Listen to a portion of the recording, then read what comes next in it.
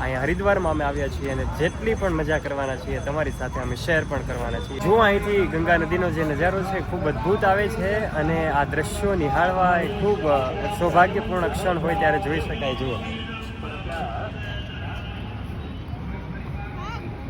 આ ગંગા નદી છે ને, આમાં સ્નાન કરવાથી આપણા પાપ ધોવાઈ જતા હોય છે. જુઓ આખો લુક, અને સાંજના સમયે અહીંયા સંધ્યા આરતી પણ થતી હોય છે અને એનો લાભ લેવાનો હોય છે. અને પુરુષ ઘાટ કહેવાય છે. બસ આ ગંગા નદીના તટ ઉપર પહોંચી જ ગયા છીએ ફાઇનલી. અને હવે આપણું સૌભાગ્ય છે કે આપણે 7 થી 8 દિવસ જ્યાં સુધી અહીંયા રોકાવાના છીએ, ગંગા નદીમાં રોજે મોર્નિંગમાં ડૂબકી લગાવવાનું નક્કી કર્યું છે. એટલે બસ આ બ્લોગને અંત સુધી જોતા રહેજો, મજા આવશે. જો અમારા આ પ્રભુજી મોહિત પ્રભુ અહીંયા અત્યારે ભગવાનના જાપ કરે છે. હરે કૃષ્ણ પ્રભુ. હરે કૃષ્ણ.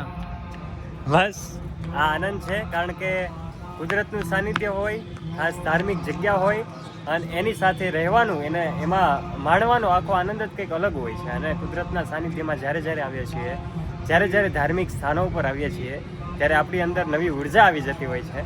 એની અનુભૂતિ આજ આ ગંગા નદીના કિનારેથી થાય છે.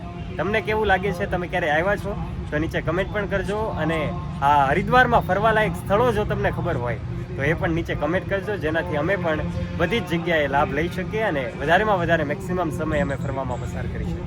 અત્યારે અહીંયા મહાયજ્ઞ ચાલુ છે અને અમારા માટે હજુ 2 દિવસ રેસ્ટ પણ છે અને ખાસ ફરવાનો ચાન્સ પણ છે. ત્યારે જોવા એની જગ્યા ખૂબ મજા આવી એવું સ્થાન છે. આ તરફ ચાલે છે એ યજ્ઞ અને આ તરફ મંદિર છે અને આખા આશ્રમનો નજારો. અહીંથી ગંગા નદીનું સાનિધ્ય છે.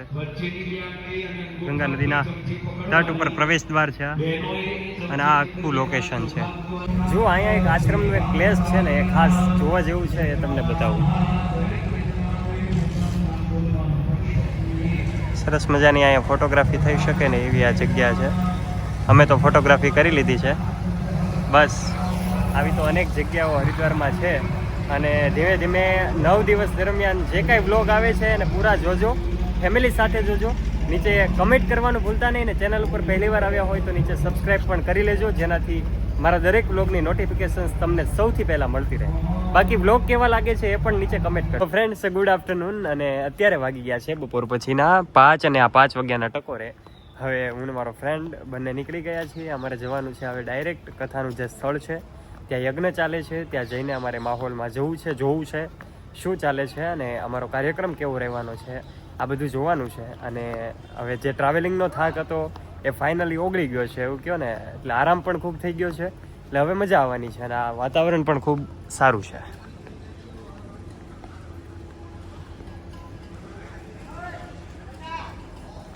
હા ભાઈ, થાક ઉતરી ગયો હવે ટ્રાવેલિંગનો? ઓકે, હવે કાંઈ વાંધો નહીં આવે, કેમ કે ટ્રાવેલિંગ બધું ઓકે થઈ ગયું હતું અને એનો જે થાક લાગ્યો હતો એ પણ હવે ઉતરી ગયો છે. એટલે વ્લોગમાં અંત સુધી જોતા રહેજો.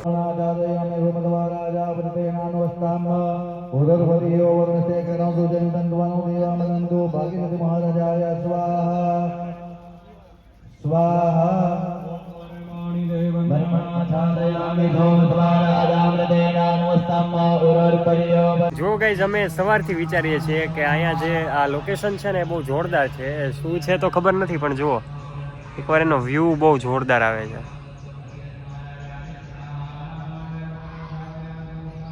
અંદર પણ બહુ સરસ વ્યવસ્થા હોય એવું લાગે છે. પણ ફાઇનલી જ્યારે જોવાનું થશે અને અંદર જવાનું થશે ત્યારે ખબર પડશે અંદર શું છે. ગાઈઝ, બસ આ માહોલ છે. આજે ઠંડી પણ પડવાની હોય એવું લાગે છે, કારણ કે અત્યારેથી જ વાગ્યા છે અત્યારે 5:30 અને ચમકારો થોડો દેખાય છે.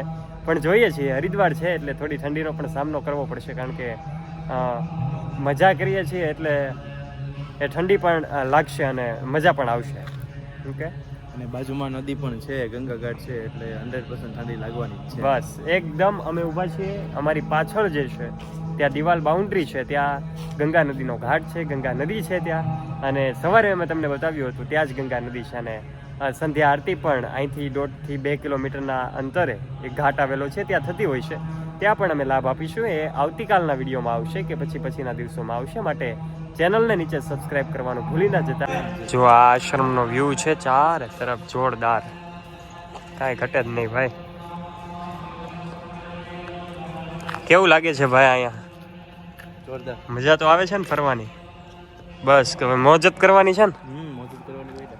બસ આવો ને આવો ઉત્સાહ 10 દિવસ રહે તો મજા આવશે અને તમને મજા આવશે. તો બસ ફ્રેન્ડ્સ, ફાઇનલી અમે અમારા રૂમ પર પહોંચી ગયા છીએ અને અહીંયા જ આ બ્લોગને સમાપ્ત કરીએ છીએ, કારણ કે હવે વાગી ગયા છે સાંજના 9 અને 9 વાગ્યાના ટકોરે. હવે સૂઈ જઈશું, કારણ કે ઉજાગરા પણ ઘણા બધા છે. અને આ બ્લોગને તમે આજ સુધી જોયો બદલ તમારો ખૂબ ખૂબ આભાર. બ્લોગ કેવો લાગ્યો નીચે કમેન્ટ કરજો. આ બ્લોગને લાઈક કરવાનું ભૂલતા નહીં. તમારા ફ્રેન્ડ્સ સાથે, ફેમિલી સાથે શેર કરજો. અને આવા ને આવા બીજા નવા બ્લોગ જોવા માટે, આવતીકાલની અપડેટ જોવા માટે ચેનલને પર નીચે રહેલું બેલ આઇકન દબાવીને સબસ્ક્રાઇબ કરી લેજો.